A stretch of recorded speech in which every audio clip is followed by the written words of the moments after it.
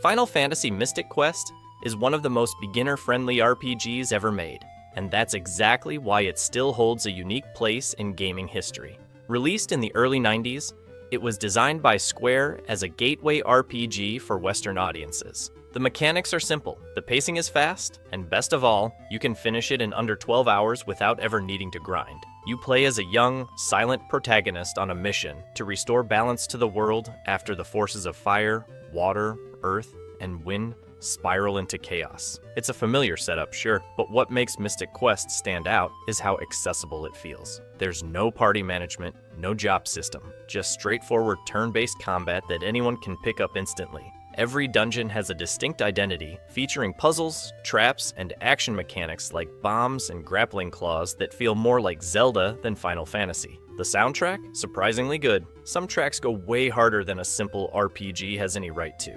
And visually, it's got that clean, colorful SNES charm. Simple, but polished. Battles happen on screen with monsters that have multiple damage states, which was a rare visual treat for the time. But here's the best part. It never wastes your time. Battles are quick, EXP is generous, and your path forward is always clear. The game wants you to beat it, and somehow that makes it incredibly satisfying. It's perfect for players who want a full RPG experience without committing to a 50-hour grind. Think of it as RPG comfort food. No stress, just vibes. If you're new to RPGs, it's a fantastic starting point. And if you're a veteran, it's the kind of game you can knock out in a single afternoon and still walk away smiling. Sometimes, less really is more. And Final Fantasy Mystic Quest is living proof of that. Parasite Eve is the kind of RPG that catches you off guard, in the best way possible. Imagine if Resident Evil and Final Fantasy had a strange, beautiful baby. That's Parasite Eve. Set in a twisted version of New York City, the game begins with one of the most shocking opening scenes in PlayStation history. A woman bursting into flames during an opera. From that moment, you know this game isn't pulling any punches. You play as Aya Brea, a rookie cop with a mysterious past and a developing connection to a terrifying biological phenomenon. The story plays out over 6 short chapters, and it never lets up. There's no filler, no grind, just tight pacing, cinematic storytelling, and uniquely tense RPG combat. The battle system blends classic turn-based mechanics with real-time movement. You dodge enemy attacks in real space while waiting for your turn to charge. Positioning matters, weapons matter, and your evolving parasite energy powers give you just enough edge to feel powerful, but never safe. Boss fights are weird, grotesque, and unforgettable. Even normal enemies carry this underlying horror. Visually, the pre-rendered backgrounds bring New York to life with a moody, surreal atmosphere. The music by Yoko Shimomura is haunting, mixing piano, synth, and silence in all the right ways. It adds tension to every hallway and heat to every boss battle. And here's the beauty. You can finish the whole game in about 10 hours, maybe 12 if you take your time. There's even a bonus dungeon if you want more, but it's entirely optional. This is one of those rare RPGs that's short, sharp, and unforgettable. It doesn't waste a second. If you want an RPG that plays like a thriller, this is your next stop. Parasite Eve is horror, action, and strategy, all packed into one tight, satisfying experience.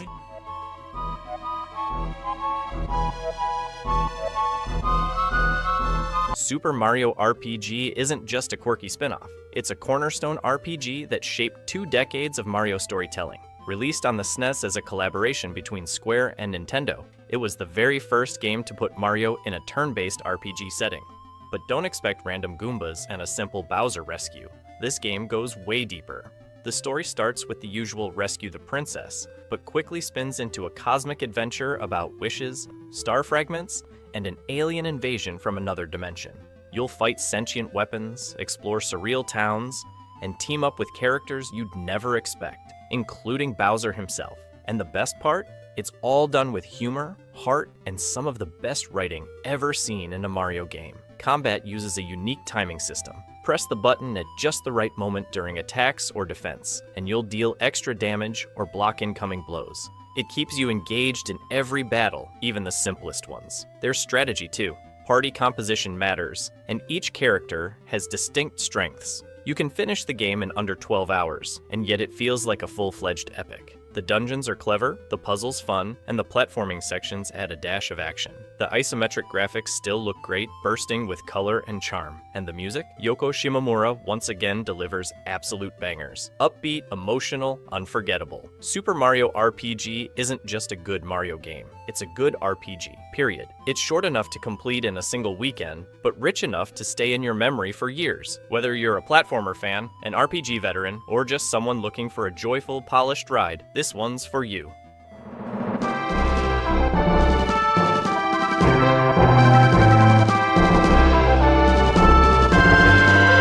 Illusion of Gaia is a game that feels like opening a forgotten storybook. One filled with ancient ruins, emotional journeys, and a boy trying to make sense of a crumbling world.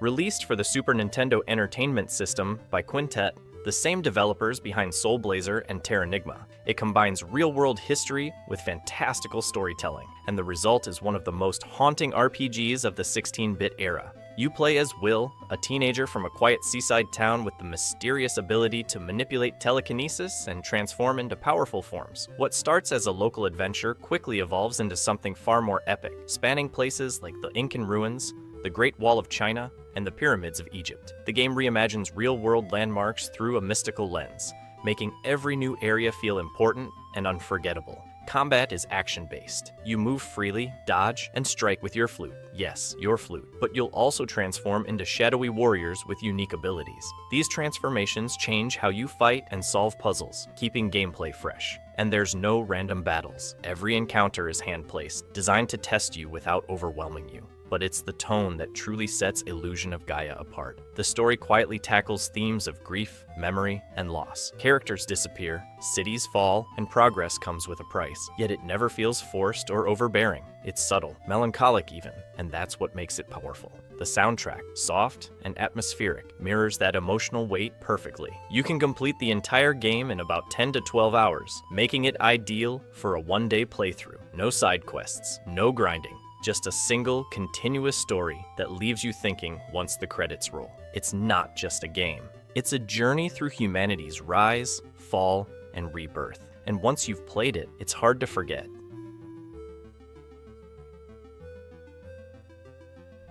Golden Sun on the Game Boy Advance is often remembered as one of the greatest handheld RPGs of all time, and for good reason.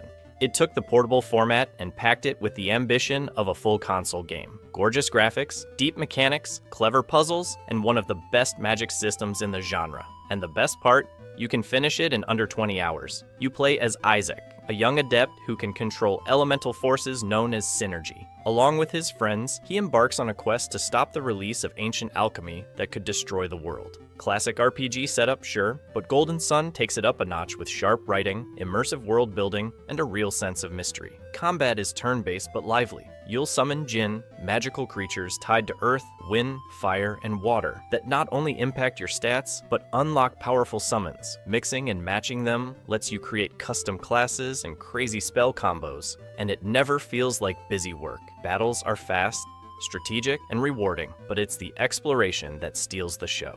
Every dungeon is a mini puzzle box. You'll move boulders, freeze puddles, create vines, or shift pillars using synergy powers. These environmental abilities make the world feel alive, and the puzzles are smart without being frustrating. The visuals are a triumph for the GBA, bright, animated, and packed with personality. And Motoi Sakuraba's soundtrack is nothing short of legendary. Each area has its own musical identity, and the battle themes are instant classics. Golden Sun respects your time. No backtracking loops, no unnecessary dialogue. It's dense but digestible. Whether it's your first RPG or your 50th, it's an unforgettable experience that you can complete in a weekend, and you'll probably want to replay it right after.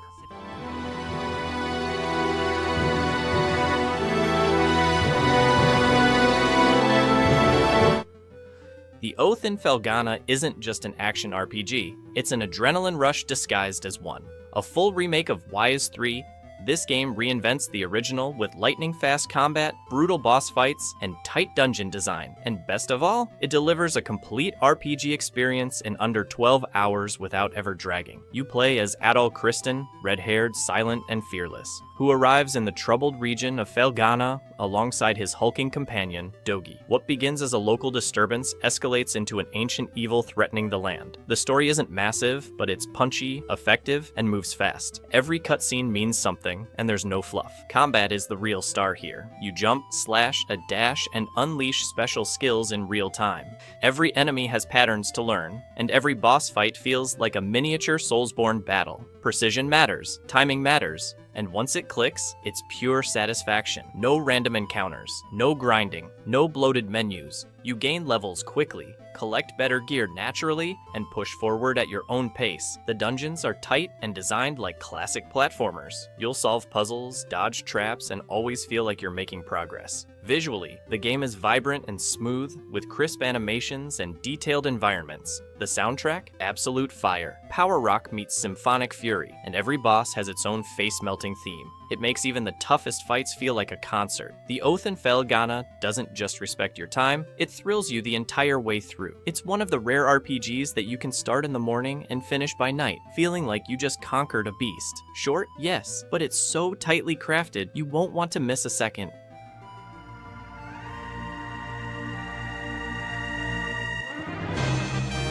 Terranigma is one of those games that feels too powerful for how few people have played it. Released only in Japan and Europe for the SNES, it never officially made it to the US, which is a shame because it might just be one of the best action RPGs of all time, and somehow you can finish it in under 20 hours. But don't let the length fool you. This game is deep. You play as Ark, a mischievous boy from a strange underground village. When he opens a mysterious door, he triggers a cataclysm that forces him into a quest far beyond his imagination. His mission? Revive the world, literally. Birds, trees, oceans, humanity itself. You don't just explore this world, you rebuild it from nothing. Each continent is brought back to life through Ark's journey, and with it comes the rise of civilizations, science, even social systems. The game quietly transitions from myth to history to modern day without you even realizing it. And somehow it never loses its emotional weight. Combat is fast and fluid. You jump, slash, and dash through dungeons, each filled with puzzles and enemies that require more than just brute force. There's no magic system, no grinding, and no bloated inventory. Just your reflexes, your instincts, and the occasional clever item. But what sets Terranigma apart is its tone. This game is melancholic, reflective, even philosophical. Characters you care about vanish. Cities thrive, but not always for the better. The soundtrack shifts from hopeful to tragic in the blink of an eye. And the ending? Let's just say it's not what most RPGs would dare attempt. In a world full of sprawling RPGs, Terranigma is a tight, emotional experience that respects your time and hits harder than most 100-hour games. If you can find a way to play it, don't wait. It's one of the most powerful stories you can experience in just one weekend.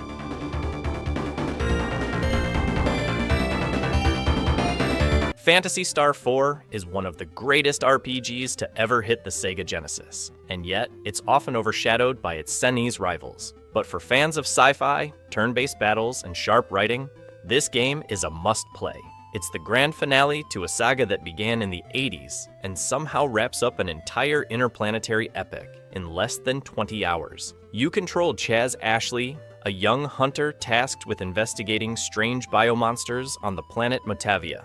But things escalate fast. What starts as a local problem becomes a galactic crisis with ancient evils, forgotten civilizations, and devastating betrayals. And the pacing? Incredibly tight. You're always moving forward. New party members, new planets, new twists. Combat is fast, smart, and efficient. You can set macros, basically preset strategies to speed things up without turning your brain off. The game isn't about grinding. It's about smart progression, clever tactics, and adapting your squad to different threats. Each character is memorable. Rika, the innocent biotech warrior. Rune, the cocky mage with secrets. Ren, the walking tank. Each one brings something to the story and something to battle. Their arcs are surprisingly emotional, even when told through retro dialogue boxes. Phantasy Star 4 also uses manga-style cutscenes, comic panels that pop up during dramatic moments, and it works. It gives the game a sense of motion and style that most RPGs from that era lacked. The soundtrack blends mystery, danger, and retro energy in equal parts. Every dungeon feels tense, every boss feels earned, and the final hours of the game, pure payoff. This is one of those RPGs that gives you everything: story, mechanics, payoff, in a compact, no-filler format. Whether or not you played the earlier games, Phantasy Star 4 stands strong on its own. And if you love sci-fi with a soul, this one's essential.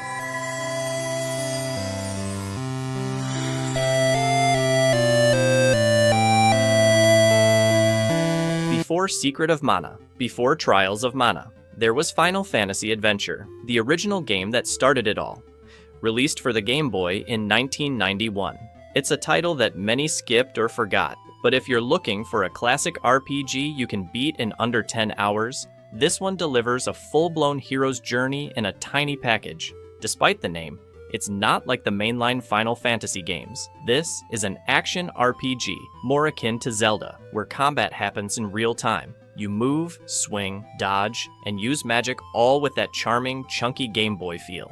But what really sets it apart is the story. You play as a slave who escapes captivity and ends up entangled in a battle to protect the sacred mana tree. Along the way, you meet characters who join your journey, some briefly, some permanently, and each one brings real heart to the adventure. It's simple, yes, but the emotional beats still land hard. The gameplay includes light puzzle solving, key items that unlock new areas, and a nice variety of weapons and spells. You'll explore forests, waterfalls, icy caverns, and mechanical towers, all rendered in detailed pixel art that somehow still looks good on that tiny screen. And the soundtrack? Wow. For a Game Boy game, it punches way above its weight. Tracks like Rising Sun are hauntingly beautiful, sticking in your memory long after the game ends. There's no grinding, no confusing mechanics, just a pure, straightforward adventure that feels complete by the time the credits roll.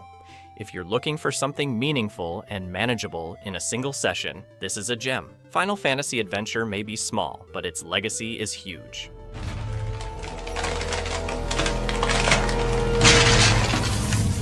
The Banner Saga is a rare kind of RPG, one that combines tactical battles, Viking lore, and painful choices in a package you can finish in under 12 hours. But don't let its short runtime fool you. This game hits like a heavy snowfall, slowly, steadily, and then all at once. From its very first frame, it feels different, like a forgotten myth unfolding before your eyes. You lead a caravan of desperate survivors through a dying world. The sun has stopped moving, the gods are dead, and ancient enemies called the Dredge are pushing the last remnants of humanity toward extinction. You'll face ambushes, starvation, mutiny, and worse, not just in battle, but in dialogue and decisions. Who gets to eat? Who leads? Who lives? Combat is turn-based on a grid, with an emphasis on armor versus strength. If you attack a strong enemy without breaking their armor, you're toast. Injured allies stay injured, making every blow matter. It's like chess, but personal, brutal, but fair. And in between battles, you manage morale, supplies, and make impossible choices. Characters you grow attached to can die because of a single sentence you choose. Others may leave your group if they disagree with your leadership. It's all grounded in consequence. Visually, the game is stunning. Every frame looks like a hand-painted scene from an epic Norse saga. The animation is 2D, fluid, and expressive. And the soundtrack, composed by Austin Wintory, it's a mournful, orchestral masterpiece that captures the game's weight and beauty. What makes the Banner Saga so effective is its restraint. No side quests, no grinding, just a focused, relentless journey toward a conclusion that will leave you staring at the screen. If you're looking for something short, beautiful, and deeply human, this is the one. And yes, there are sequels. But even alone, this one hits like a legend.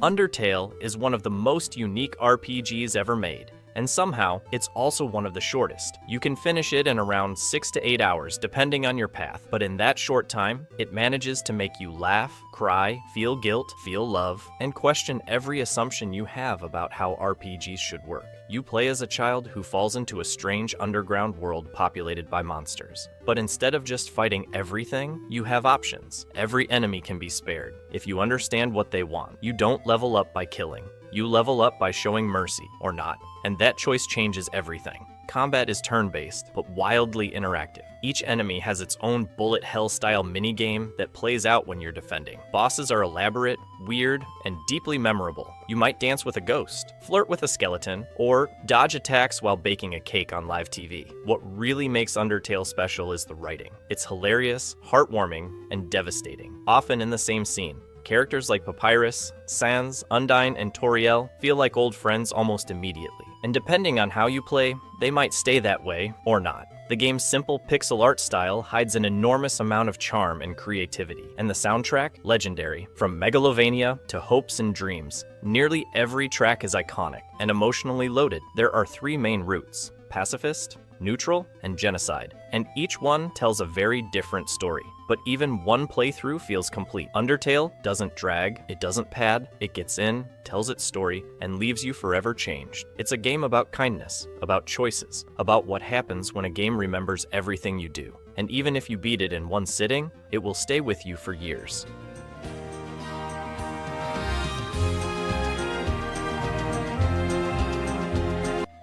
Wild Arms is often remembered as the other RPG on the PlayStation, the one that came out just before Final Fantasy VII. But make no mistake, Wild Arms deserves its own spotlight. It blends classic turn-based combat with Western-inspired fantasy in a way no other game quite does. And the whole journey? You can finish it in under 20 hours, and still feel like you've played a true epic. You follow 3 protagonists: Rudy, a quiet boy who uses ancient technology called arms; Jack, a treasure hunter with a mysterious past; and Cecilia, a princess and spellcaster linked to an ancient prophecy. Together, they battle demons, uncover lost civilizations, and try to save the desolate world of Filgaia from total ruin. Combat is classic turn-based, but each character has unique skills and roles. Rudy's gun customization system adds strategy, while Jack's agility and Cecilia's magic give you plenty of tactical options. The game doesn't reinvent the wheel, but it perfects the basics. Where Wild Arms really shines is outside of battle. The dungeons are filled with Zelda-style puzzles and exploration mechanics. Each character has tools used to open paths, trigger switches, or solve clever environmental riddles. It keeps gameplay fresh and interactive. The game's visuals mix 2D sprites with 3D battles, charming, colorful, and full of life. And the soundtrack? A standout. That whistling theme is iconic, blending Wild West tones with JRPG emotion. It sets the mood before you even press start. The story builds slowly but has moments of real emotional weight. Characters struggle, grow, and earn their victories. It's not just about saving the world, it's about believing it's worth saving. Wild Arms is heartfelt, creative, and surprisingly deep for its runtime. If you missed it back in the day, now's the time to fix that. This is a game that respects your time and your heart, and once it's over, you'll be glad you took the ride. Dark Savior is one of those rare RPGs that truly stands on its own. Released for the Sega Saturn, it blends action, platforming, and storytelling in a way that still feels bold even today. The first thing that makes it unforgettable, its multiple routes. And I don't mean small dialogue changes, I'm talking about entirely different storylines depending on what you do in the very first minutes of the game. There are 5 parallel routes called parallels, and each one reveals a different side of the plot, characters, and even gameplay. It plays kind of like Landstalker, isometric view, puzzle-heavy dungeons, real-time combat, but the tone here is darker, much darker. You're Garion, a bounty hunter escorting a dangerous prisoner named Bilan to a prison island. But things go horribly wrong. Depending on how fast you get to a certain point at the start, Bilan might escape, transform, or even vanish. What follows is a weird, unsettling journey that mixes prison riots, murder investigations, and twisted morality. The visual style is gritty and unique. Pre-rendered backgrounds combined with pixel characters give the whole game a surreal, almost dreamlike tone.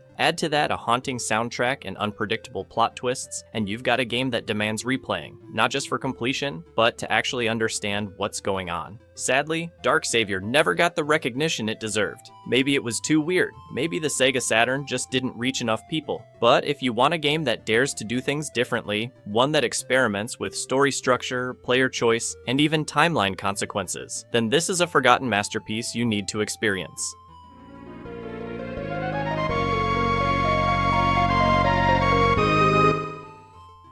If you've ever played Brainlord, then you might already be familiar with the tone of Mystic Arc, a spiritual successor of sorts, but with far more imagination and weirdness. Released only in Japan for the Super Nintendo Entertainment System, this one feels like a surreal art piece disguised as a turn-based RPG.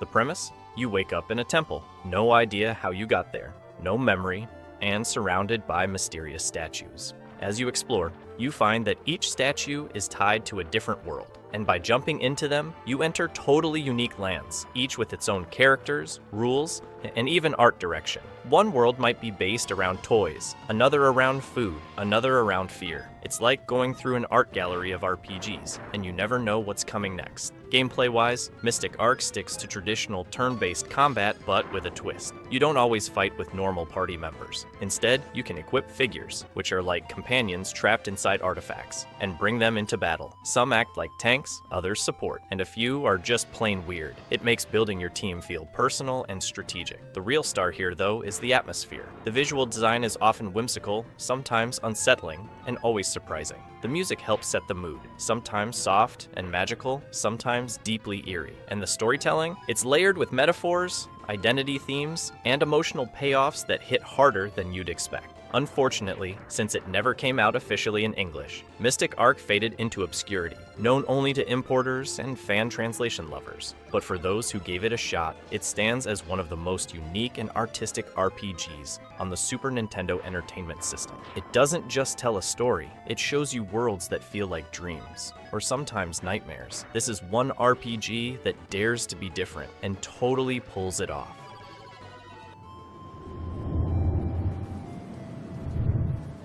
Soulbringer is one of those forgotten PC RPGs that quietly dared to be different, and then vanished into the shadows. Released in the year 2000 by Gremlin Interactive and later picked up by Interplay, this game had an ambitious idea: combine a deep, dark fantasy world with an evolving combat system and one of the most unique magic systems ever created for a Western RPG. The story takes place in the land of Ran, a grim and cursed world slowly being swallowed by ancient evil. You play as a young man who returns to his hometown only to discover he's at the center of a centuries-old prophecy. Yeah, that sounds familiar. But what makes Soulbringer different is how the story unfolds, through layered lore, cryptic characters, and choices that twist the fate of the world around you. Now, let's talk combat. It's in real time, but it's not a click fest. Instead, you learn and unlock fighting stances. As your skills improve, you can link different moves together, counter enemies, and make tactical decisions mid-battle. It's like learning a dance, one that actually matters when you face stronger enemies. But the real highlight? The magic system. Instead of picking spells from a list, you unlock elements and arrange them in a pentagram-shaped tree. The way you position the elements determines what kind of spells you get, from devastating firestorms to time manipulation. It's complex, rewarding, and completely customizable. Visually, Soulbringer has that early 2000s Gothic PC style. Lots of grays, medieval towns, and creepy forests. The voice acting is hit or miss, but the music sets a beautifully haunting tone. And while the interface might feel a little clunky by today's standards, the game's systems are deep enough to keep you hooked. It's a shame Soulbringer never gained a following. Maybe it was overshadowed by bigger titles, but for players who enjoy magic systems that make you think, and dark, moody RPGs with true depth, this hidden gem is still worth seeking out. Here's one that even many retro RPG fans have never heard of. Inindo is a tactical RPG set in feudal Japan, developed by Koei. Yes, the same Koei known for historical sims like Romance of the Three Kingdoms. But this one? It's a total outlier. You play as a young ninja whose village is destroyed by the forces of the warlord Nobunaga, and from that moment, your life becomes a long journey of revenge, stealth, training, and strategy. Inindo isn't just a traditional RPG with turn-based combat. It blends exploration with real-time decision-making. You travel across Japan, visiting major cities, recruiting allies, and training your ninja skills. Time actually progresses in-game. Seasons change, characters move, and some events only happen if you're in the right place at the right time. It feels alive. But here's where it gets really different: the combat system. When you enter battles, it switches to a tactical grid where positioning matters. You can flank enemies, set traps, and use classic ninja tools like smoke bombs and shurikens. If you're expecting typical fantasy magic and dragons, forget it. This one's all about silent assassins, political tension, and building a small team that fights for honor and revenge. And let's not ignore the vibe. The music is moody, the colors are subdued, and everything feels mysterious. It captures the spirit of old Japan in a way very few games do. Released quietly for the Super Nintendo Entertainment System, it never got the spotlight it deserved, maybe because it was too complex for younger players, or just too different for the time. But if you love tactical gameplay, historical settings, and underappreciated ninja stories, Inindo is one of those forgotten gems that deserves a second chance. Emerald Dragon is the kind of RPG that hits you emotionally before it even shows its battle system. Released first on the PC Engine and later adapted for the Super Nintendo Entertainment System, this game delivers a heartfelt story mixed with light tactical elements, and for many, it remains one of the best RPGs you've never played. The plot centers on Atrushan, a dragon who transforms into a human to save the girl he loves, a human named Tamrin who once protected him. Years later, the human world is falling into chaos, and Atrushan steps in to repay his debt. But turning from dragon to human? That's not just for drama. It's a central theme. Sacrifice, change, and facing weakness for someone you care about. The combat is turn-based, but it's not the usual stand in a row and hit A system. Instead, you move your characters around a small grid, kind of like a light version of a strategy RPG. It adds a layer of positioning and movement that makes each battle feel a little more personal and dynamic, without ever slowing things down. What makes Emerald Dragon really shine, though, is its tone. It's not full of political complexity or world-ending threats,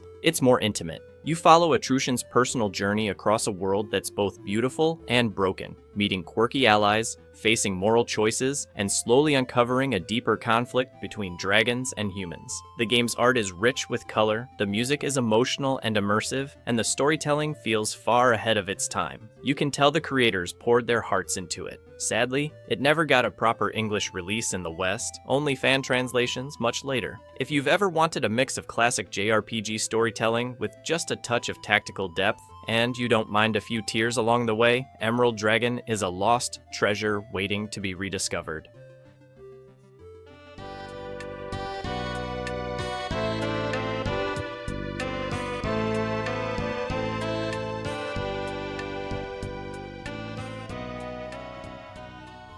This one is a total hidden treasure, and possibly one of the most unique RPGs ever made. Gokinjo Bukantai, which loosely translates to Neighborhood Adventure Squad, was released only in Japan for the Super Famicom. Imagine mixing the quirky charm of Earthbound with a Saturday morning anime from the early 90s, then throwing in a healthy dose of surreal comedy and slice-of-life moments. That's this game. Instead of saving the world from demons or ancient gods, your mission here? Solve small-town mysteries, play with friends, help people in your neighborhood.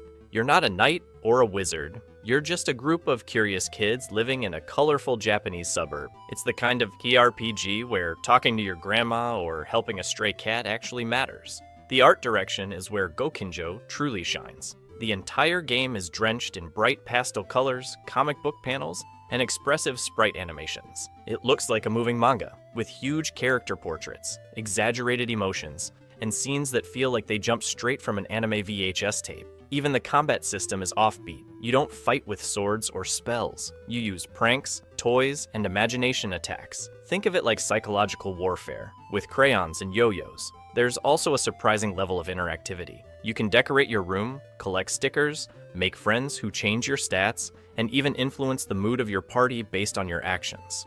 It's not just about leveling up, it's about building your own little childhood adventure. Sadly, since it never left Japan, very few people outside the country even know this game exists. But for those who dive into it, either through translations or gameplay videos, Gokinjo Bukantai feels like pure nostalgia in digital form. It doesn't rely on epic battles or complex dungeons. It just reminds you what it was like to be a kid, curious, brave, and ready to turn a quiet neighborhood into an epic quest. Rudra no Haihu, also known by fans as Treasure of the Rudras, is one of the most powerful RPGs you've probably never played. Released exclusively in Japan for the Super Famicom, it was the last traditional RPG developed by Squaresoft for the system. And honestly, they went out with a bang. The first thing that sets this game apart is the story structure. Instead of following just one hero, you control 3 different protagonists, each on their own journey in different parts of the world, and all 3 stories eventually collide. You can play their paths in any order, and the timeline moves forward no matter who you're using. It's cinematic, layered, and way ahead of its time. But let's talk about the system that truly makes this game legendary: the magic creation engine. In most RPGs, you unlock spells as you level up or buy them in shops. Here, you create magic by typing words, literally spelling out your own incantations. Want a fire spell? Try writing something like Fira or Burna. Want a poison mist? Maybe try Toxium. The system interprets your invented words and turns them into real spells, with different strengths, effects, and elements. It's insanely creative and just as fun to experiment with as it sounds. Combat is turn-based, but fast-paced, with a party of up to 3 characters at once. The visuals push the Super Nintendo Entertainment System to its limits, with large enemy sprites, spell animations that pop, and one of the best RPG soundtracks on the platform. Seriously, the battle themes alone are unforgettable. And the story? It dives deep into philosophy, mythology, and the idea that civilizations are wiped out every 4,000 years by a divine reset. Heavy stuff, but told with style and heart. Rudra no Haihu never came west officially, but fan translations made sure this gem didn't fade completely. If you're tired of cookie-cutter magic systems and want an RPG that lets you become the spell creator, this is your hidden masterpiece. Dark Earth is the kind of game that makes you wonder, how did we forget this? Released for PC in the late 1990s, it's a post-apocalyptic action-adventure RPG with a strong narrative focus and an atmosphere that's part Mad Max, part Blade Runner, and part ancient mythology. Sounds wild? It is, in the best way. The world of Dark Earth is literally divided between light and darkness. After a catastrophic event known as the Great Cataclysm, humanity survives in isolated cities called solar cities, where artificial sunlight is the only thing protecting them from creatures of the dark. You play as Archon, a member of a religious military order known as the Guardians of the Flame. But very early in the game, something terrible happens. Archon is infected by a mysterious darkness, and you can feel it changing him. What makes this game unforgettable is how it blends story, choice, and transformation. Archon's infection isn't just cosmetic, it evolves over time. If you don't act fast or make the right decisions, the darkness spreads, physically changing his appearance, his abilities, and even the way characters react to him. It's like a built-in morality system based on your actions, but shown through your body and face. The tension never lets up. Combat is real-time and clunky by today's standards, but it was ambitious for the time, mixing melee weapons, guns, and dodging mechanics. You explore detailed 3D environments with pre-rendered backgrounds, talk to a wide variety of NPCs, and slowly uncover the secrets behind the infection, the city's politics, and the origin of the cataclysm.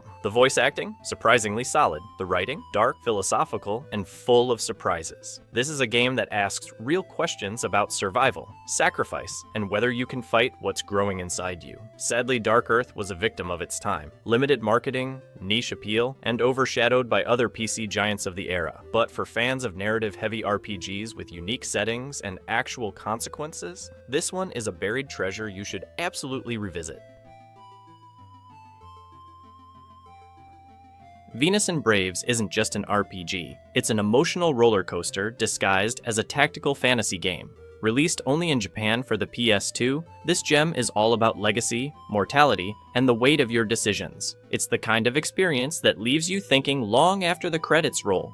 If you even make it to the credits, you play as Blood Bowl, a mysterious man granted immortality. He's been alive for centuries and leads a group called the 8 Warriors. But here's the catch. Only you don't age. Everyone else, they grow older, they retire, they die, and that mechanic is right at the heart of the game's soul-crushing design. Time passes in Venus and Braves. Your characters aren't just stats and sprites, they're people with birthdays, relationships, and lifespans. A girl who joins your party at 16 will become a battle-hardened warrior in her 20s, and eventually, a mentor in her 50s, if she survives. And if she dies, that's it. She's gone, no revives, no second chances. The battle system is unique too. It's turn-based with a fixed formation grid. Positioning matters a lot, tanks in front, archers in back, but the twist is in the rotation mechanic. Each turn, your entire formation shifts. Planning becomes a game of anticipation, and even one mistake can cost you a beloved party member you've raised for years in-game. Visually, the game has a stylized storybook quality. The music is haunting and beautiful, full of sorrow and hope, and the storytelling pulls no punches. This is a game that deals with sacrifice, war, and the bittersweet nature of time itself. Unfortunately, Venus and Braves never got an English release, and that's a tragedy. There's a fan translation out there, but it's not complete, making this one of the most heartbreaking forgotten masterpieces on the PS2. If you're tired of games that play it safe, if you want to feel the weight of your decisions, and if you can handle watching your heroes grow old and fade away, this is a game that will stay with you forever.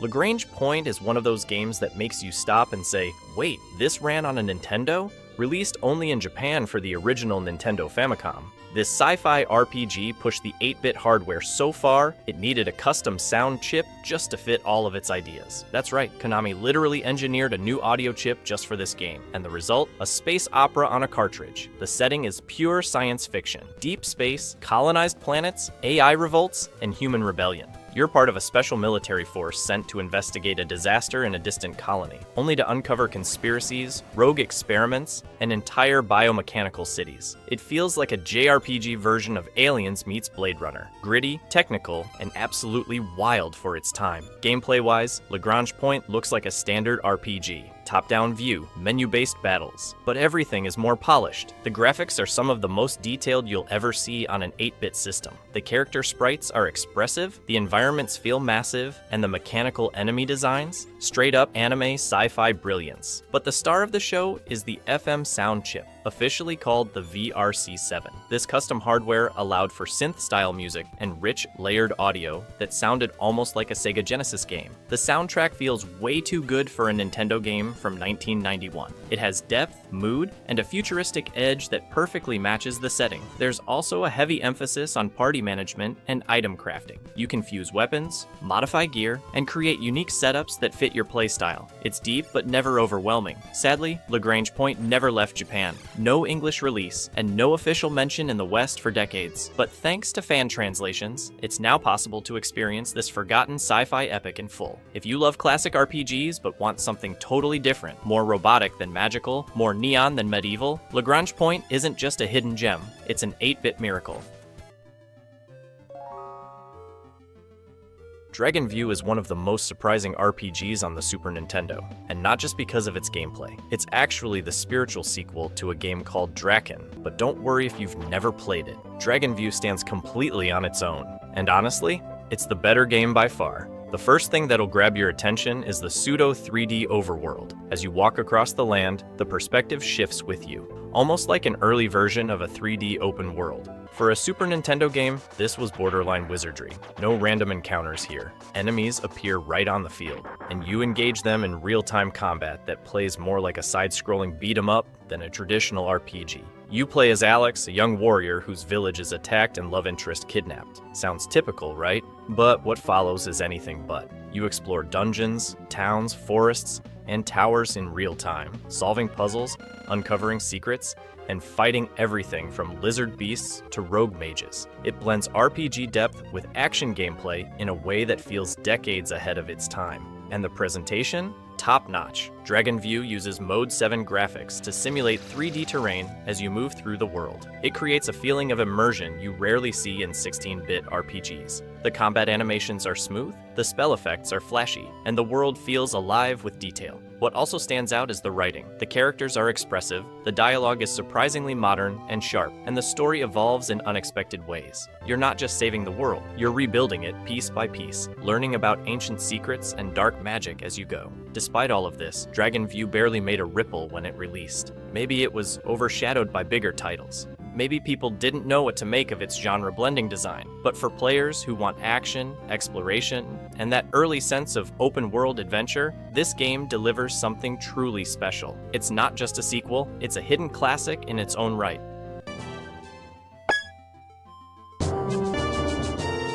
Bahamut Lagoon is one of the most visually impressive and emotionally powerful RPGs ever released for the Super Nintendo.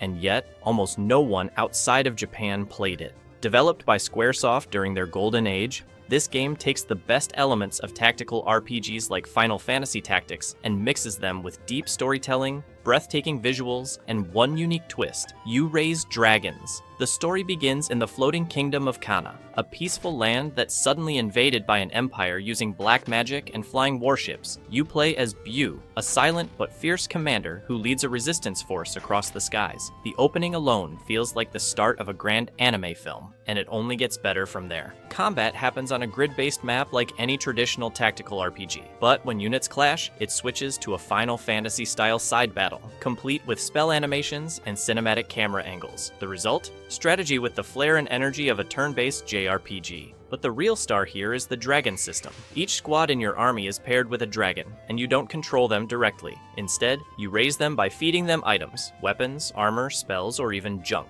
What you feed them affects how they grow, how they behave in battle, and what elemental powers they develop. It's a fascinating system that makes every fight unpredictable and deeply personal. The sprite work is stunning, environments are richly detailed, the character portraits are full of emotion, and the spell effects light up the screen. And the music? Pure, square-soft magic, sweeping, heroic, and bittersweet in all the right places. Despite all this brilliance, Bahamut Lagoon never got an official English release. It remained locked in Japan for years until fans translated it and helped it reach a wider audience. It's a tragedy it stayed hidden for so long, because this isn't just a good game. It's one of the greatest tactical RPGs of the 16-bit era, if you want dragons, drama, and deep tactical gameplay with a ton of heart. Bahamut Lagoon is your final stop. Hex's Force is one of those PSP RPGs that makes you wonder, how did this not get more attention? Released quietly in 2010, it was a full-scale fantasy JRPG from Atlas, complete with gorgeous anime visuals, voice acting, and a surprisingly deep story. But here's the twist. It's actually 2 games in one. You can choose to play as the silver-haired knight Cecilia or the fiery red mage Levant, each with their own campaign, characters, and perspective on the same grand conflict. The world of Palampolia is split between the forces of creation and destruction, and your journey shifts depending on whose eyes you see it through. This dual storyline isn't just a gimmick, it changes events, dialogue, even the bosses you fight. And speaking of battles, Hex's Force uses a fast, turn-based combat system with team skills, powerful magic animations, and an almost Tales of style energy to the attacks. Outside combat, you'll explore towns, dungeons, and lush environments that look shockingly good for a PSP game. The art style leans toward bright fantasy, but with enough detail to keep each area memorable. And the soundtrack? Pure classic JRPG. Sweeping orchestral tracks, emotional piano pieces, and upbeat battle themes that still hold up today. Sadly, it slipped under the radar for most players. By 2010, the PSP was already winding down in the West, and Hex's Force got a limited print run, making it hard to find even back then. But here's the thing, if you love classic RPGs with multiple perspectives, and you want something that feels like a lost gem from the PS2 era, Hex's Force absolutely delivers. It's not just forgotten, it's one of the PSP's best kept secrets.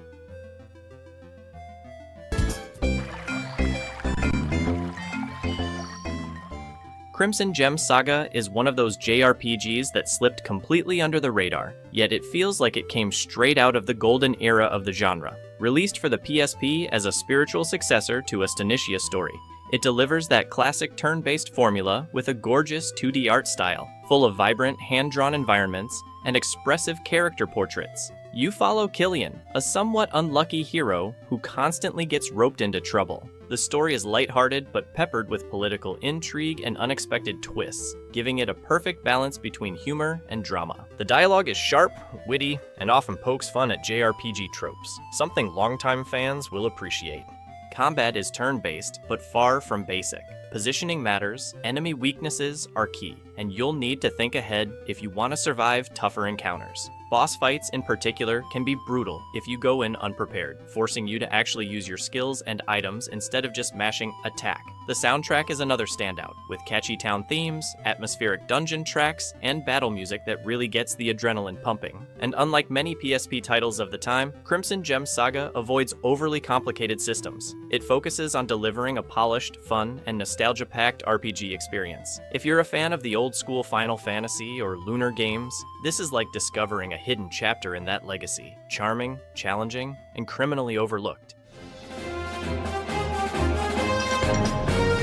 This game is pure Nippon Ichi madness, a bizarre, hilarious, and surprisingly deep roguelike RPG that mixes superhero parody with dungeon crawling chaos. You play as a regular nobody who suddenly inherits the title of Unlosing Ranger after the real hero dies in the tutorial. No pressure, right? Your job? Save the world by defeating the planet's ultimate villain, the ridiculously named Dark Death Evilman. But here's the twist. The game's story plays out like a Saturday morning anime, with exaggerated characters, over-the-top humor, and constant meta-jokes about RPG cliches. The dungeons are randomly generated, meaning no two runs are ever the same, Every time you fall in battle, you lose your gear and are sent back to base. But instead of being punished, your character actually gets stronger with each defeat. Customization is insanely deep. You can equip different body parts, yes, even legs and torsos, that change your stats and appearance. Want a samurai helmet with a pirate hook hand and jet boots? Go for it. Combine that with a training system where you level up even while dead, and you've got a roguelike that rewards persistence and experimentation. The humor is constant, but don't let it fool you. The gameplay can get seriously tough. Learning enemy patterns, managing stamina, and adapting your gear to different dungeon layouts is key. And the more you play, the more absurd and epic your battles become. ZHP might not be a household name, but for fans of quirky, challenging, and endlessly replayable RPGs, it's one of the PSP's most unique treasures.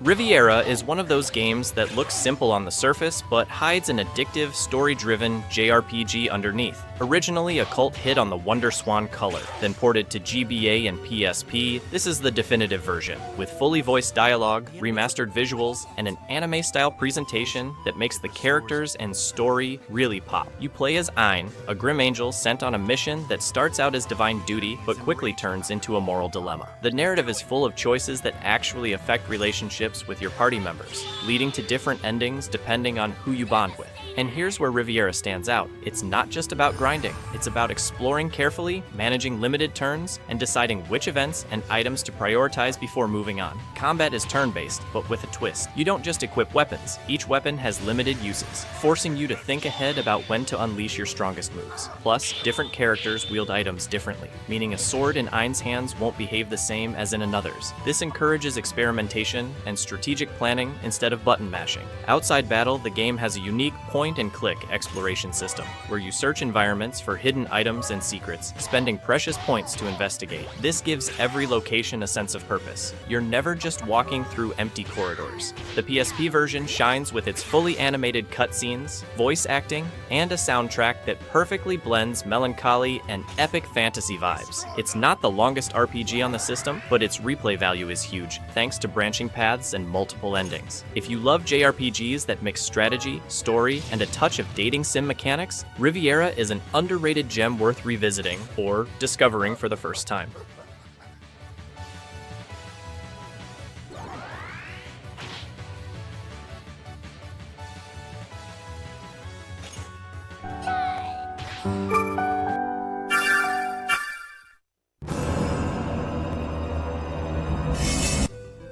Blade Dancer is one of those PSP RPGs that quietly slipped under the radar, but if you give it a chance, you'll find a surprisingly deep and charming adventure. You step into the shoes of Lance, a young man whose journey starts on a quiet island, but quickly escalates into a quest tied to the legendary Blade Dancer, a mysterious hero from the past whose fate is closely connected to your own. What makes Blade Dancer stand out is its mix of traditional JRPG exploration with a crafting system that was ahead of its time for handhelds.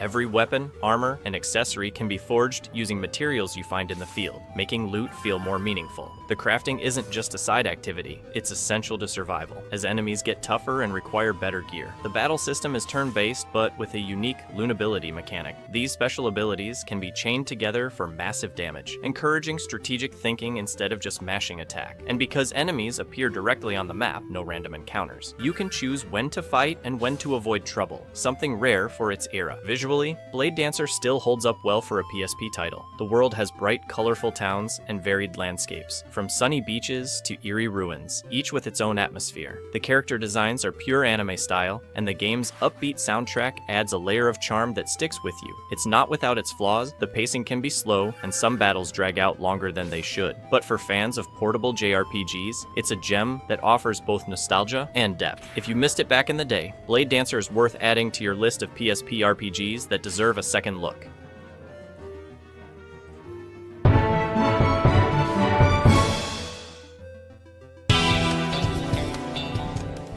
Astonishia Story is a quirky little JRPG from South Korea that never got the attention it deserved, partly because of its modest presentation, and partly because it arrived in the West during the PSP's flood of bigger, flashier releases. You play as a young knight named Lloyd, tasked with recovering a stolen artifact, but the journey quickly turns into a comedic and sometimes unexpectedly heartfelt adventure.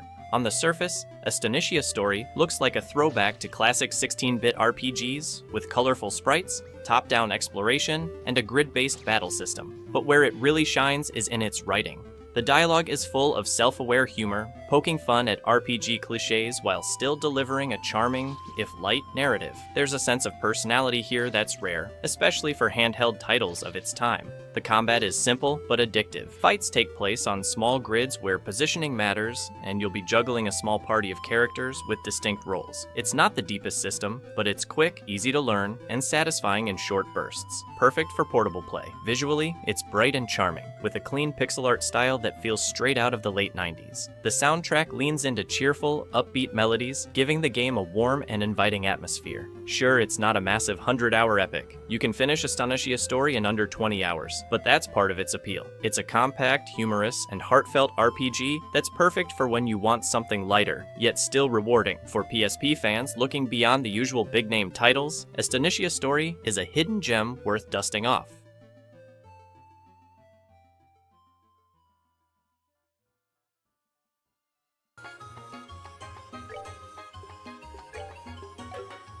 If you've spent any time in the JRPG community, you've probably heard whispers about Trails in the Sky, often followed by passionate fans telling you it's one of the best stories ever told in a handheld game. And they're not exaggerating. This PSP gem from Nihon Falcom delivers a level of world building, character depth, and political intrigue that you just don't see often, especially on a portable console. You play as Estelle Bright, an energetic and determined young woman, and her more reserved adoptive brother Joshua, as they set out to become full-fledged bracers, something like mercenary problem solvers. What starts as simple local jobs soon spirals into a web of conspiracies involving military secrets, hidden powers, and shocking personal revelations. The gameplay is a mix of traditional JRPG exploration and tactical turn-based combat, where positioning and timing can completely change the outcome of a fight. The Orbment magic system allows you to customize spells and abilities in ways that keep battles fresh and strategic. Where Trails in the Sky truly shines, though, is in its writing. Every NPC seems to have a personality, a schedule, and evolving dialogue that reacts to events in the story. Towns feel alive, quests have meaningful payoffs, and the pacing is deliberate, giving you time to get invested in the people and politics of the Liberal Kingdom.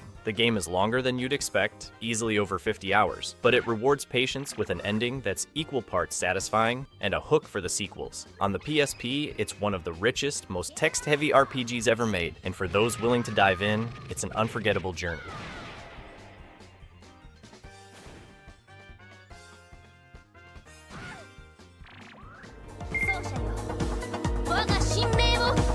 If you think Fate Extra is just another generic anime RPG, you're in for a surprise. This isn't a simple adaptation of the Fate franchise. It's a bold reimagining that drops the Holy Grail War into a strange, digital, dungeon-crawling RPG. You play as a nameless high school student who wakes up inside a mysterious virtual world with no memories and quickly learns they've been forced into a battle to the death against other masters and their servants. Right from the start, you choose one of three iconic servants: Saber, Archer, or Caster, each with their own abilities, playstyles, and story nuances. The combat is unlike most JRPGs, a rock, paper, scissors style system where attack, guard, and break must be predicted based on enemy patterns. It's deceptively simple at first, but soon becomes a tense game of reading your opponent's behavior and making calculated risks. Between battles, you explore randomly generated dungeons, gathering intel on upcoming enemies while unlocking more about the strange digital realm you're trapped in. The writing carries that unmistakable Fate tone, heavy on philosophy, identity, and the meaning of struggle, but it also gives you plenty of moments of humor and lighthearted character interaction. One of the most fascinating parts is how your servant isn't just a tool for combat, but a fully fleshed out character with personality, opinions, and sometimes secrets they'd rather you not uncover.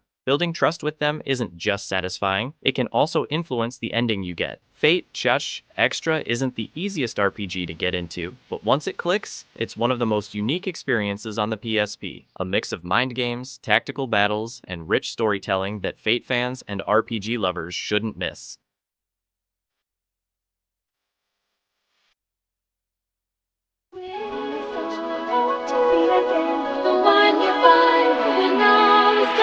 If you're into loot-driven action RPGs, Phantasy Star Portable 2 is the PSP game that will eat up your free time without you even noticing.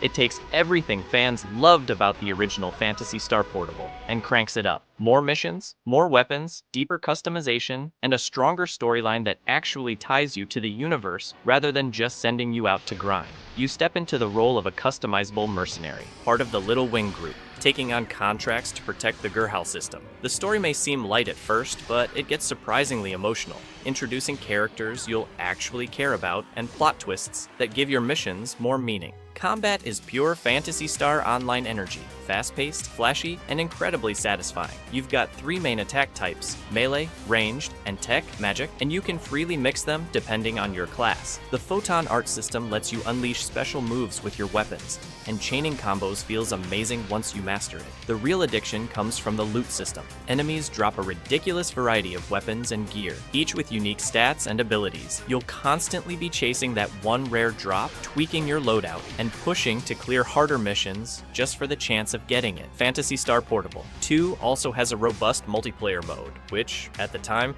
was mind-blowing for a handheld. You could team up with friends for cooperative hunts, trading loot, and taking on massive bosses together. Even if you play solo today, the game still offers enough content to keep you busy for dozens of hours. It's one of those PSP gems that didn't get the spotlight it deserved outside Japan. If you missed it back then, now's the perfect time to dive in. Just be warned, once you start chasing rare drops in this game, it's very, very hard to stop.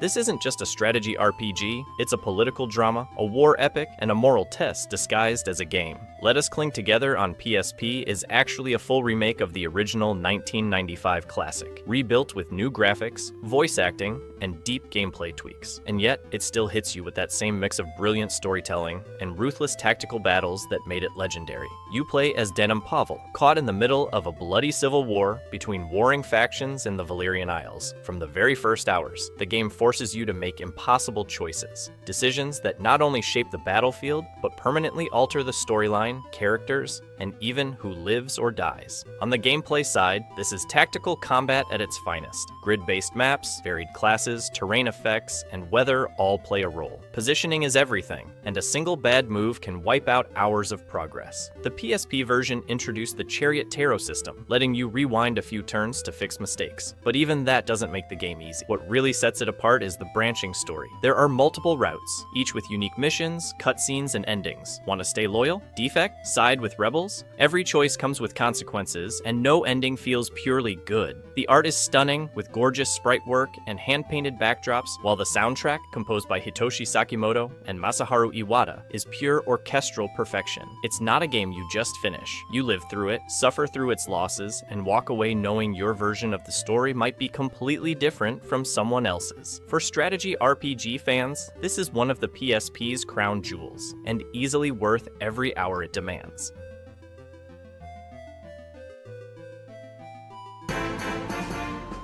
Summon Night 5 is a tactical JRPG for the PSP that, despite belonging to a long-running franchise in Japan, flew almost completely under the radar in the West. The story takes place in a world connected by the Crossgate, a dimensional portal that allows beings from different realms to travel between them. You play as a Summon Knight, a warrior capable of calling forth powerful creatures and wielding unique magic, drawn into a conflict that blends politics, fantasy, and interdimensional threats. Combat is turn-based on a tactical grid, similar to Final Fantasy Tactics, but with the added twist of summoning mechanics that can completely shift the flow of battle. Each fight requires smart positioning, resource management, and making the most of your summons abilities. Between missions, you enter free time segments where you can interact with allies, strengthen bonds, unlock extra dialogue, and even gain exclusive skills. Visually, the game nails a charming anime style, with detailed sprites and beautifully illustrated character portraits. The soundtrack mixes sweeping, dramatic tracks with calmer themes, perfectly pacing the story's highs and lows. While it may not have the same budget polish as some of the genre's biggest names, Summon Night 5 delivers where it counts. Engaging storytelling, strong character customization, and high replay value thanks to multiple branching endings. It's one of those PSP gems that quietly proves you don't need mainstream fame to be unforgettable.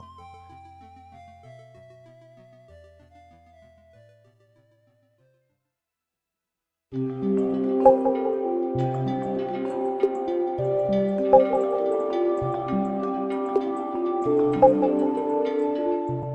Dark Revenant is an action dungeon crawling RPG that takes a unique approach to perspective and movement, making it unlike almost anything else on the PSP. You play as Ares, a swordsman trapped in a deadly underground labyrinth, constantly pursued by the fierce bounty hunter Della.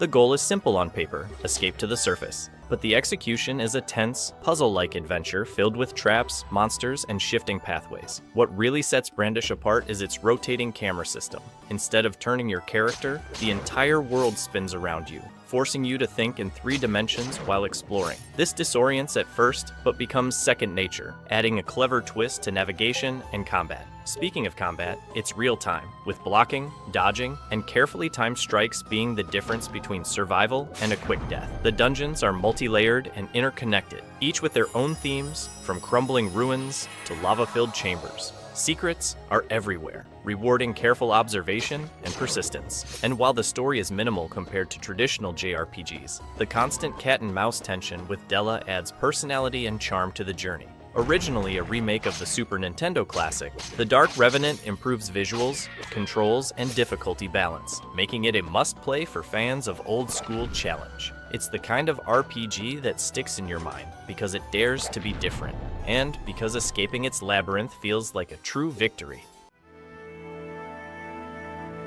When people talk about indie RPGs surpassing AAA quality, Shadows of Adam is one of those hidden gems that instantly proves the point. This game feels like someone dug up a lost cartridge from the golden 16-bit era and polished it for today's players. Its art style has that nostalgic Super Nintendo vibe, but with crisp details and animations that make everything pop on modern screens. The combat system isn't just a copy of old turn-based battles. It adds a clever twist with the AP mechanic, where every skill you use consumes ability points that can only be regained through attacking.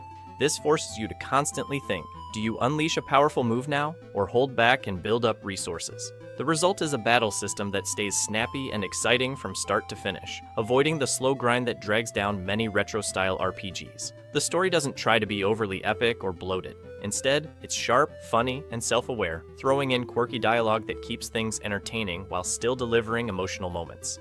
And here's the best part, it respects your time. No endless filler quests or unnecessary padding, just a focused adventure that hits all the right notes. For indie developers, it's proof that passion and creativity can outshine even the biggest budgets. Shadows of Adam may not have the fame of a Final Fantasy, but it's every bit as charming, and in some ways, even better.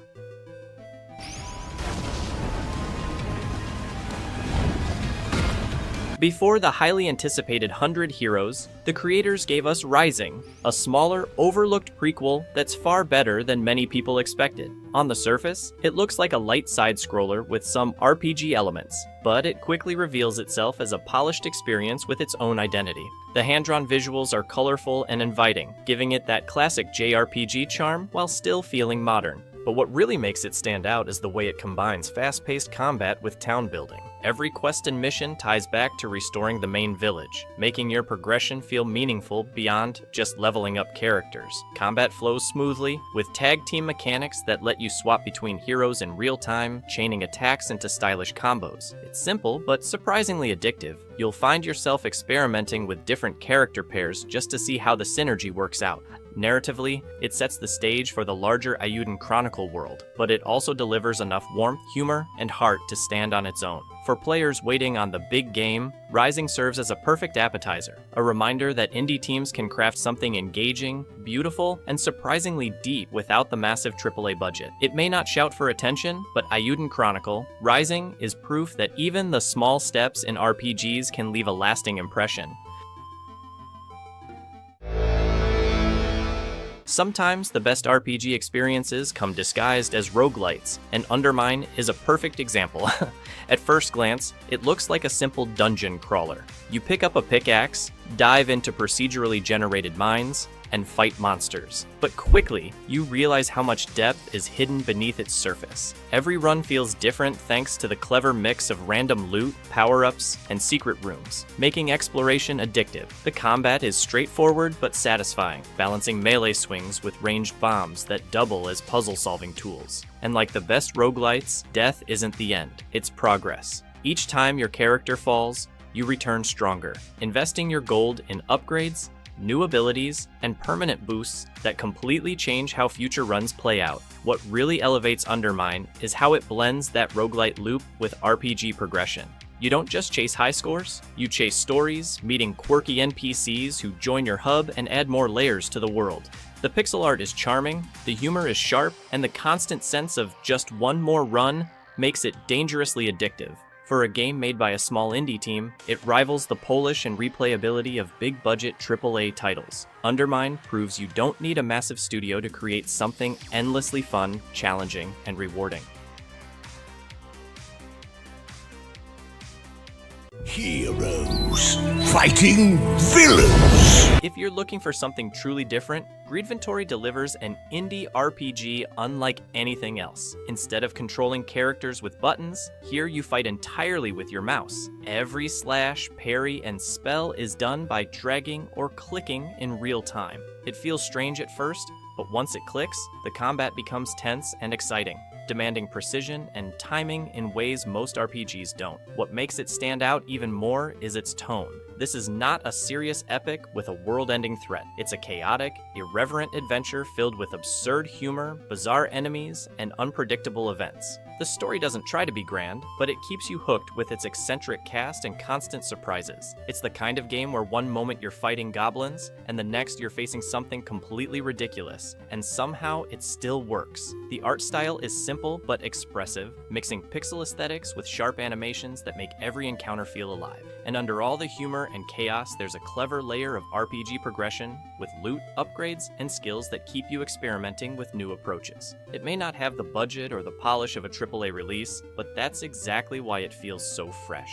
Greedventory proves that sometimes indie studios can take risks the big developers never would, and that's what makes it so memorable.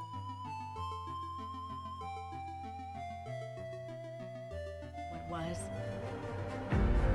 what is, and what would be. Cris Tales is one of those indie RPGs that feels like a love letter to the entire history of the genre, while still bringing its own unique ideas. Right from the first minute, the hand-drawn art style catches your eye.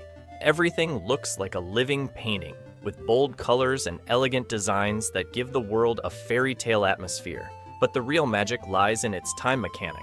With her powers, Crisbel can see the past, present, and future all at once on the same screen. During exploration, this allows you to witness how choices and actions immediately affect the world. In battle, it adds strategy and creativity. You can send an enemy into the past to weaken them, or push them into the future to exploit new vulnerabilities. This system makes even classic turn-based combat feel fresh and unpredictable. The story itself mixes hope and tragedy, with themes about destiny, sacrifice, and the consequences of every decision. And the cast of characters, from quirky allies to larger-than-life villains, keeps the journey engaging from start to finish. While it clearly draws inspiration from classics like Chrono Trigger and Final Fantasy, Cris Tales manages to carve out its own identity by daring to experiment with time in ways that few RPGs have. It may not have the massive scale of a AAA blockbuster, but in terms of creativity and heart, it easily surpasses many of them.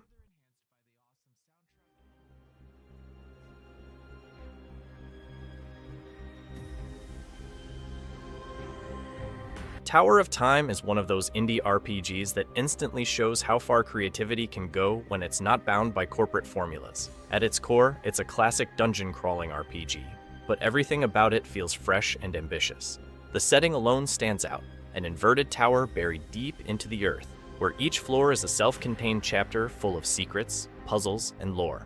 Instead of being just another hack and slash, the game slows things down with a tactical combat system that mixes real-time movement with strategic pauses. This pause and plan mechanic means every battle feels like a puzzle, where positioning, timing, and ability combos matter more than button mashing.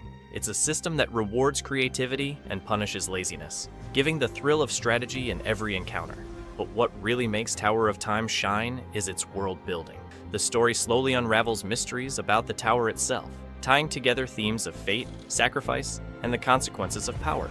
The writing is mature and layered, with characters who feel conflicted and believable rather than just stereotypes.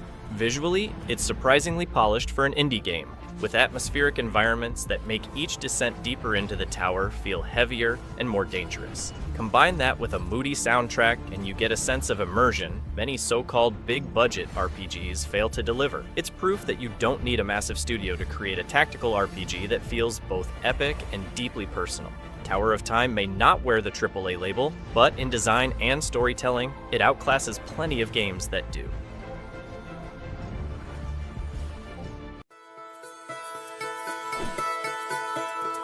Horizon's Gate is one of those indie RPGs that feels like it was built for players who crave freedom above all else. At first glance, it looks like a throwback with its pixel art visuals, but give it a few minutes and you'll see it's hiding an incredibly ambitious open-world experience. You command a ship, hire a crew, and set sail across vast oceans dotted with islands, trading posts, pirate hideouts, and mysterious ruins. It's part tactical RPG, part trading sim, and part naval combat adventure, a mix so unusual that it feels like 3 different genres stitched together seamlessly. On land, you're exploring dungeons and fighting turn-based battles with a flexible class system that lets you shape each character however you want. At sea, battles turn into strategic duels where you position your ship, fire broadsides, and outmaneuver enemies on the waves. And between those moments, there's the quiet satisfaction of running trade routes, upgrading your ship, and building your reputation across a living world. Every choice matters. Will you become a feared pirate, a respected merchant, or a wandering explorer uncovering lost secrets? It's the kind of game where you can sink dozens of hours without even touching the main quest, just getting lost in the possibilities. What really makes Horizon's Gate stand out is how much it delivers with such a small team, a sense of scale and freedom that even massive studios struggle to capture. It feels like a hidden classic waiting to be discovered by players who miss when RPGs gave you true freedom to write your own story. In a list about indies surpassing big-budget productions, this one earns its place by showing how much creativity thrives outside the spotlight.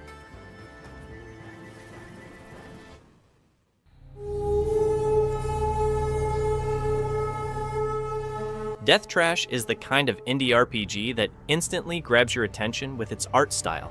Gritty, pixelated, and drenched in atmosphere, it throws you into a strange, post-apocalyptic world filled with decaying machines, flesh monsters, and unsettling cults. The moment you start, you know this isn't a safe or comfortable game. It wants to shock you, surprise you, and make you laugh nervously. At its core, it's an action RPG, but one that blends real-time combat with dialogue choices, stealth mechanics, and player freedom. You can fight your way through mutants, sneak past dangers, or talk your way out of awkward encounters. But the real hook is the world building, grotesque yet oddly beautiful, mixing cosmic horror with dry humor. You'll meet bizarre characters, from a giant talking meat creature to nihilistic survivors just trying to get by. Despite its dark tone, it doesn't take itself too seriously, which makes the experience strangely addictive. It's one of those games where every screen feels like it hides some disturbing secret or weird joke waiting to be found. And while many big-budget RPGs try to overwhelm with polish and spectacle, Death Trash proves that raw creativity can be far more memorable. It doesn't hold your hand, it doesn't care about being mainstream, and that's exactly what makes it stand out. This is indie RPG design at its boldest, uncompromising, strange, and unforgettable.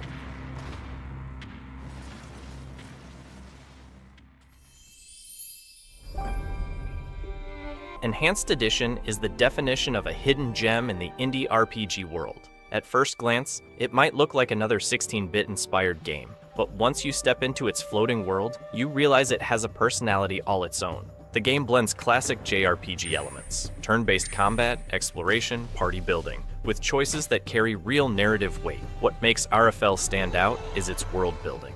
You explore a realm of islands suspended in the sky, filled with secrets, dungeons, and mysteries that constantly pull you forward. The writing is surprisingly sharp and heartfelt, with characters who feel alive and dialogue that mixes humor, warmth, and emotional depth. The Enhanced Edition not only polished visuals and controls, but also expanded mechanics, making it feel like a definitive version rather than just a re-release. Combat is traditional yet layered, offering enough strategy to keep battles engaging while never slowing down the pace. And the soundtrack, atmospheric, emotional, and perfectly tuned to each moment, helps sell the sense of wonder in this skybound adventure. Despite being built with RPG Maker roots, RFL proves that passion and storytelling can matter far more than massive budgets. It may not carry the label of a AAA production, but it surpasses many of them with its charm, creativity, and heart. It's the kind of game that reminds you why indie RPGs can be just as magical, or even more so, than the giants of the industry. Edge of Eternity is one of those indie RPGs that feels like it shouldn't even be possible for a small team. Developed by Midgar Studio, it combines a vast open-world, turn-based combat and a sweeping fantasy story that rivals big-budget titles. The visuals are stunning, wide landscapes, glowing crystals, and massive creatures that give the world an epic scale. But what really makes it stand out is the hybrid combat system. It's tactical, grid-based, but with cinematic flair that feels dynamic and modern. The story leans heavily on themes of war, corruption, and survival, while still delivering emotional character moments. And the soundtrack? It features music from none other than Yasunori Mitsuda, the legendary composer behind Chrono Trigger and Xenogears. That alone makes the game feel like a spiritual successor to some of the greatest JRPGs of all time. Despite a few rough edges here and there, the sheer ambition and heart poured into this project is undeniable. It's proof that you don't need a massive studio to create a world that feels alive and worth exploring. Every city, every ruin, every battlefield tells a piece of the larger narrative, keeping you hooked from start to finish. For many players, Edge of Eternity is the moment they realized indie RPGs could stand toe-to-toe with AAA giants. And honestly, in terms of creativity and soul, it surpasses them.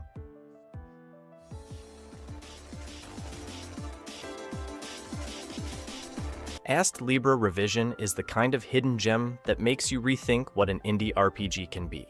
On the surface, it looks like a side-scrolling action RPG with flashy combat. But the deeper you go, the more it transforms into a massive, emotional journey. The gameplay is smooth and satisfying, fast combos, powerful magic, and customization that lets you shape your own playstyle. But it's the story that really elevates the game, a dark, time-bending narrative about loss, destiny, and sacrifice, delivered with surprising depth and weight. Every chapter introduces new mechanics, environments, and challenges, keeping the experience fresh from beginning to end. The soundtrack is absolutely breathtaking, amplifying the emotional highs and lows at just the right moments. And visually, it blends classic JRPG aesthetics with modern polish, creating a style that feels nostalgic yet strikingly new. What makes Ast Libra Revision special is how it keeps growing the further you play. It's not afraid to take risks, to shift tones, and to surprise you. This isn't just a game you play, it's a game you live through, one that lingers long after the credits roll. For many players, it feels like the culmination of everything they love about RPGs. Challenging combat, heartfelt storytelling, and unforgettable atmosphere. It might not have the budget of a AAA blockbuster, but in terms of creativity and soul, it leaves many of them behind. Closing the list with Ast Libra Revision feels fitting because it shows just how far indie RPGs can go when developers pour everything into their vision.